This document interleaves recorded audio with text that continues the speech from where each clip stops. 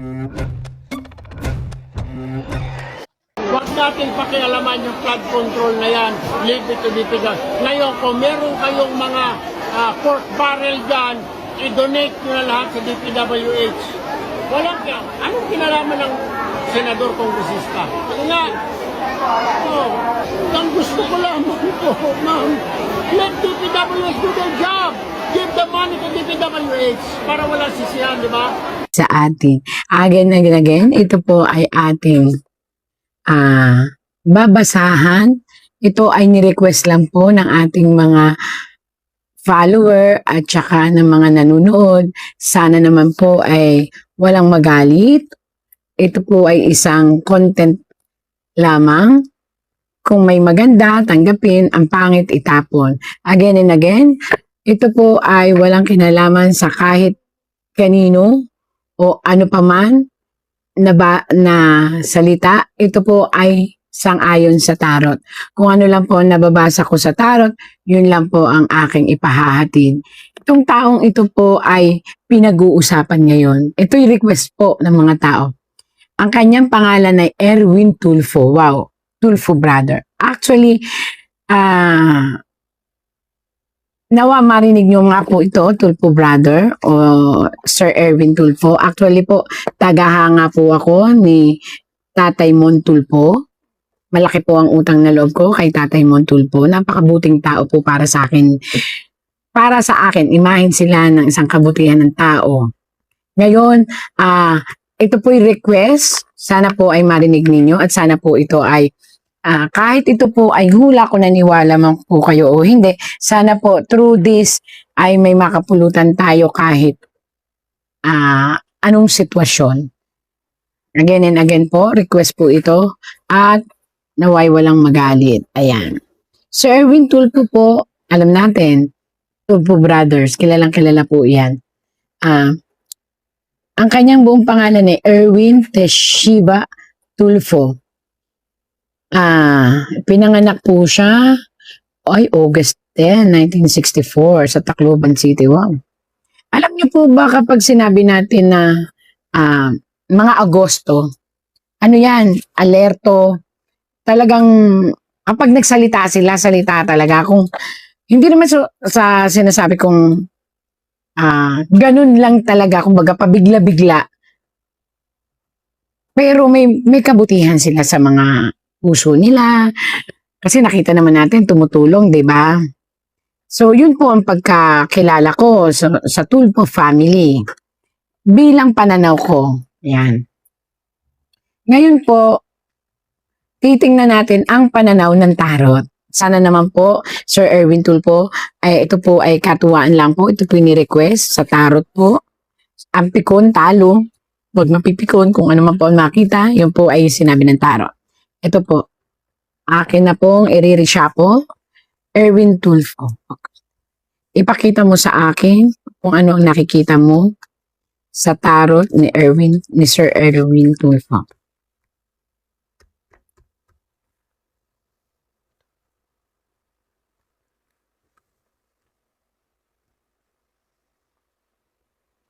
Naku, Sir Erwin Tulfo, sa ngayon po ay babaha ng kritisismo sa inyong buhay.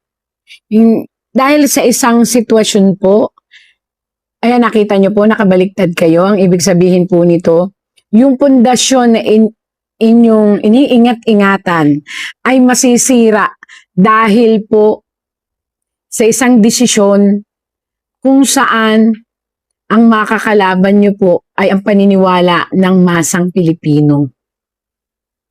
Sir, sana po makarating ito sa inyo.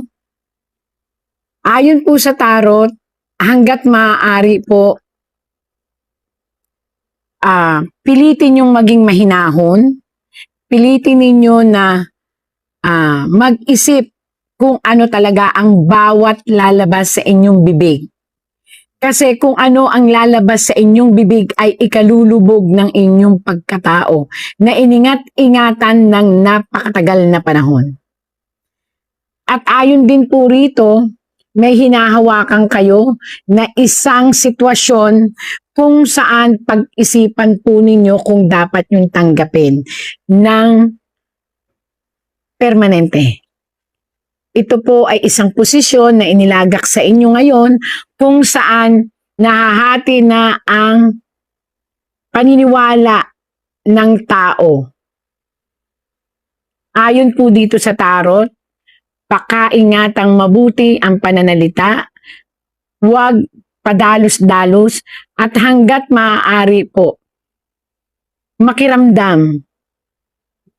Dahil marami po ang babatikos, tatalikod at magagalit at mamumuhi sa inyo. Ayan po. Kaya kayo nakabaliktad. Paano ko nalaman na meron kayong hawak ngayon? Yun nga, siguro ito yung posisyon na ibinigay sa inyo. Ito po yun. Star. Yan po yun. Pero bakit kayo ay napapalibutan ng turban na pula? Ang ibig sabihin, sakit sa ulo. Etong tinanggap nyong to na posisyon. Pagkatapos, bakit po kayo nakabaliktad? At ang green ninyo ay hindi matingkad. Kasi po ito ay maling desisyon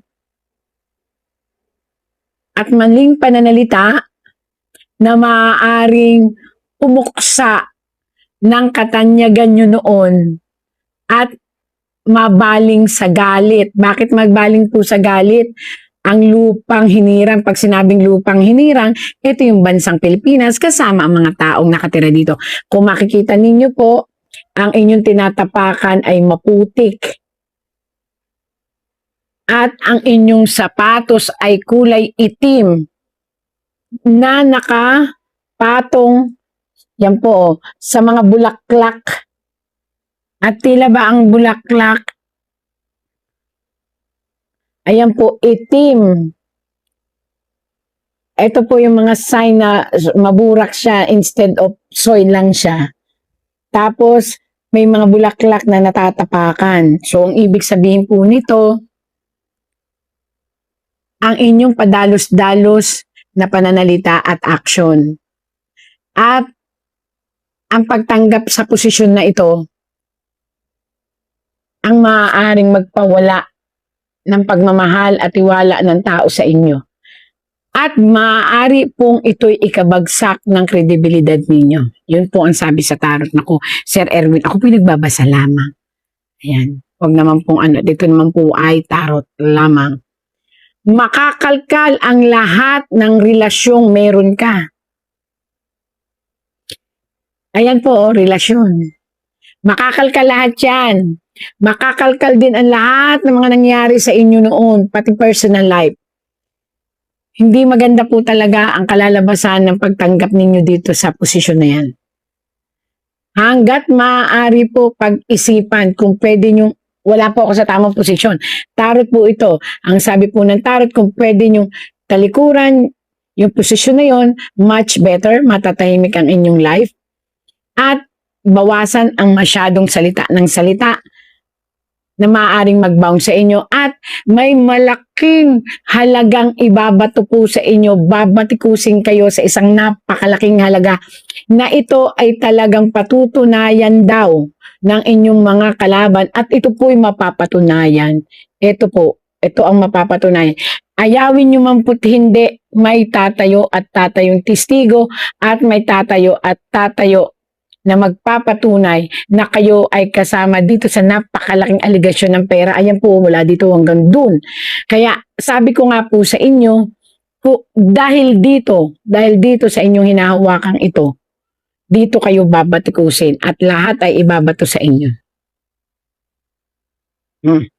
May isang kapatid ninyo,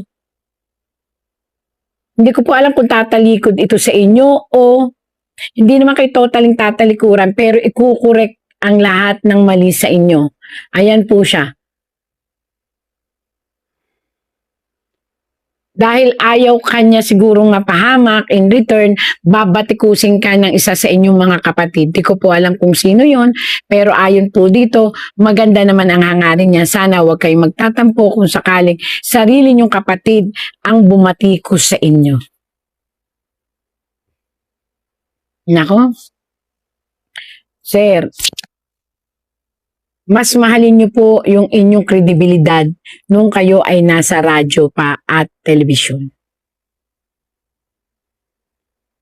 Kaya ingatan niyo po, ngayong nasa politiko po kayo, hindi niyo kilala kung sino ang totoo sa inyo at kung sino ang gumagamit sa inyo. Kaya mag-ingat po kayo. Pinag-iingat po kayo, kaya po kayo nakabaliktad. Ibig sabihin, may isang posting napakalaki sa inyong likuran na nais ninyong hawakan o ipagtanggol kasi nasa unahan kayo eh. Tapos yung nasa posting ito, maaring tao po ito o posisyon ito o samahan ito ng inyong maaring grupo at kayo ang ipino-front o kayo po ang naka-front. Pero pakaingatan ninyo po kasi isa, dalawa, tatlo. Yang tatlong iyan po ay napakalaking problemang kakaharapin ninyo. Ang una, ito po walang personalan, sinasabi ko lang po, nababasa ko. Ang una ay ang inyong posisyon, sumunod ay ang inyong pamilya, maring ito'y asawa, pinagmulan o mga ano pa. Ito po, pati mga anak, makakalkal po. At ito pong huli, maaaring usapin ito ng malaking pera o mga ibabato sa inyo na bintang na hindi na mabubura sa inyong pagkatao. Kaya mag-ingat po kayo sa inyong inahawakang posisyon. Dahil yung posisyon na yan po, ang ibig sabihin, ang magpapawala ng kredibilidad ninyo sa mamamayang Pilipino. Yun po ay payo lang ng tarot Sana po ay may makapulutan kayo na huwag niyong ituring na kalaban ang tarot. Ituring ninyo ito na isang guide. Malay ninyo sa dako paroon makita niyong tama pala ang tarot. At hindi rin po mapahamak ang pangalan niyo na talagang iningat-ingatan ninyong lahat na magkakapatid. Oh.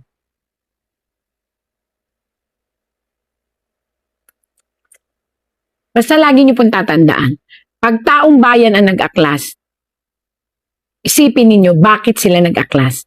Pag taong bayan na ang nagbigay sa inyo, ayan po, nagbigay sa inyo ng bulaklak o sorpresa o batikos, ibig sabihin, pag-isipan nyo kung saan may mali na ayaw ng taong bayan. Tandaan nyo po, niluklok kayo ng taong bayan, kaya taong bayan din po ang maghuhusga sa inyo.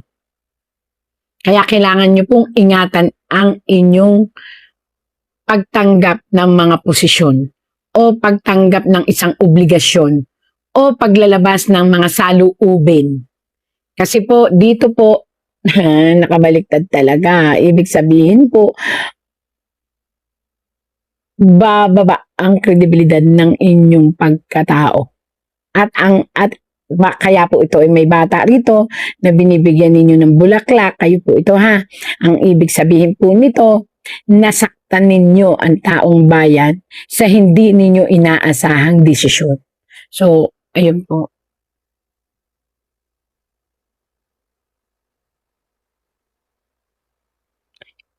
Ito po ay future. Pag-ingatan po ito kasi po may isang sitwasyon na may makikialam na isang mataas. Hindi ko alam kung bansa po ito o isang organisasyon, pero ito'y malakas na organisasyon na ino-honor ng Pilipinas. Ito'y hindi ICC. Ito ay isang organisasyon, maaring ito ay organisasyon ng mga United Nations, yung parang imported ba? Yung parang, hindi ko kasi mahina ako sa mga aaraling panlipunan. Pero ayon po dito, ito'y isang malaking bansa na mag-oobserba sa nangyayari ngayon trahedya ng Senado. At ang magiging reaction po, maaaring kakampi po ito. Ito po ito lang po ay pahiwatig. Ito po yung binabasa ko. Ito po ay nag-uobserba dahil ang nais nila ay ang tunay na investigasyon sa kung sino ang tama sa Senado. At kinakailangan po rito ang matinding pag-iisip. Kinakailangan po naaayon sa batas. At naaayon sa lehitimong batas ng Pilipinas, Republika ng Pilipinas, at ng batas ng mamamayang Pilipino. Ayan po, mabibigla na lang po ang lahat. Kaya, yun nga ang sinasabi ko po sa inyo, hindi ko alam kung sino itong tinutukoy ng tarot na bigla na lang lalabas at biglang mag-iimbestiga sa katotohanan na nangyayari sa Pilipinas, maging ang ICC po ay maiimbestigahan. Maging ang mga senado, senador at ang mga politiko ay maiimbestigahan. Hindi ko po alam, kaya kinakailangan pong ito ay masettle ninyong lahat ng maayos kasi may makikialam na isang napakabigat na bansa na may say sa batas ng Pilipinas. Yun po lumabas dito.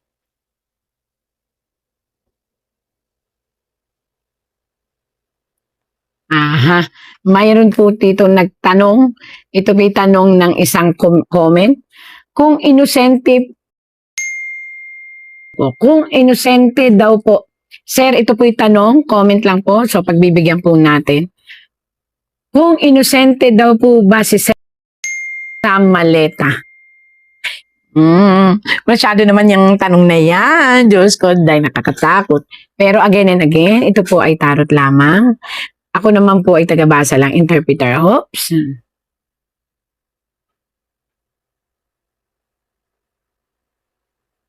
Actually po, yung tinatanong ninyo kung doon sa comment kung inosente siya, lumalabas po kasi dito, ano ba? Tatakot naman ako. Wala naman siguro mawawala kung sasabihin ko yung katotohanan. Pero ayon po dito, may bahid na ano ba yun? Lalabas naman sa investigasyon eh. Pero lumalabas po rito nang sinasabi nung mga tao ay may hawak silang katotohanan. Ang mga tao daw po yun ang mga tao daw po na naghain at nagsabi na 18 Marines ay may hawak. Yun ang sabi ng tarot, may hawak na ebidensya. So tarot po ang nagsabi na yun ay ayon sa 18 Marines na lumalabas ay mayroon daw pong ebidensya. At ang sinasabi ng tarot na yun, yung ebidensyang iyon ay nagtuturo po kay Sir Rap. Na ngayon po ay pinipilit ilabas ng 18 Marines ang mga katotohanan na yun. So, dito ang sinabi ng tarot, didepende po sa kalalabasan ng investigasyon dun sa 18 Marines.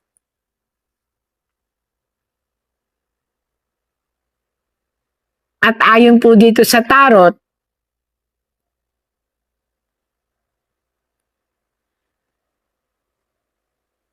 natatakot to ako pero sabi sa tarot kahit paano Uy. Pero ayon po sa tarot yun hindi ko po alam kung ano ang totoo.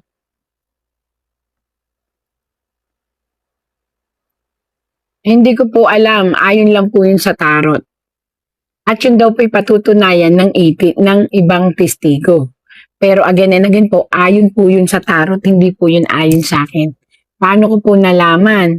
Kasi ayan po isang lalaki na may hawak na matatalas na patalim. At ang patalim na yon, ayun, ay mayroong isang liblib o bahay kung saan nandun po. Ayun. at nagsasabi na yung matatalas niyan, pero ito po ay tarot lang. Hindi po natin alam ang katotohanan. Sabi ko nga po sa inyo, tarot lang, hindi natin alam ang katotohanan. Again and again po, para po ito sa content. Kung ano man po ang katotohanan tungkol dyan, kung meron po siyang nahawakan or hindi, hayaan na lang po natin ang batas ang magsabi at magpatunay. Ito po ay content lamang at ito po ay tarot lamang. O shout out dyan kay Erwin Tulfo ng Blue Ribbon Committee na naglider-lideran. Nagawa nyo na ang lahat, napakulong nyo na si Senator Marcoleta. Ano ngayon ang solusyon mo, ang bilatsing iloy mo sa baha na nangyayari ngayon sa Pilipinas? Kasi marami na ngayong gutom, mga vendors hindi makabenta, mga gabenta quick-quick. Wala sang income ngayon, grabe kayo ka-focus dyan sa walang kwentang impeachment. Huwag natin pakialaman yung flood control na yan. Leave it to the people. Ngayon, kung meron kayong mga pork barrel dyan, i-donate nyo na lahat sa DPWH. VP Sara, putang ina sa 125 million na amount. Gumagasto kayo ng 70 million a day. So ano ngayon solusyon nyo sa mga taxpayers na nagbibigay sa inyo sa mga nanakawin yung pera? Ano ngayon ang solusyon nyo? Sa mga Pilipino na nagkikahos, ang bilatsing iloy ka para naman may pulos ka, may silbi ka. Ang diputa ka, hindi lang nga pangabit ang gagawin mo. Solusyonan mo ang baha, gago, kay ang DPWH wala namang nagagawa.